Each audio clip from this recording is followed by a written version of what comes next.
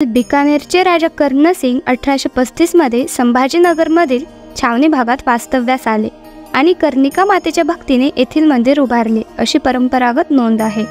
कर्णसिंग यांच्या वास्तव्यामुळे या भागाला पुढे कर्णपुरा असे नाव रूढ झाले असे स्थानिक वृत्तांतात स्पष्ट केले आहे। काही वृत्तांतात देवीचा संदर्भ तुळजाभवानी म्हणूनही येतो, परंतु स्थानिक परंपरेत कर्णिका माता हेच नाव प्रमुख आहे। मंदिराची रचना राजस्थानी शैलीत असून याचा मोठा जीर्णोद्धार हा 1982 मध्ये झाल्याचा उल्लेख सातत्याने दिसतो। कर्णसिंग यांचे कर्णपुरा येथे साधारण 20 ते 25 वर्षे वास्तव्य होते अशी ऐतिहासिक नोंद आढळते।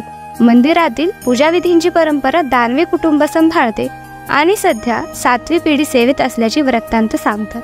कर्णपुरा देवीला शहराची ग्रामदेवता मानले जाते, म्हणूनच नवरात्राच्या दिवसात धार्मिक सामुदायिक केंद्र म्हणून कर्णपुराचे स्थान विशेष ठरते। परिसरात बालाजी, विठ्ठल रुक्मिणी यासह इतर देवालयांची ओळख आहे, ज्यामुळे हा भाग पारंपरिक धार्मिक पट म्हणून विकसित झाला आहे। स्थानिक मीडिया आणि परंपरागत वृत्तांत कर्णिका मातेच्या नवसाला पावणाऱ्या स्वरूपावरही भर देतात, ज्यामुळे भाविकांचा ओघ अखंड दिसतो।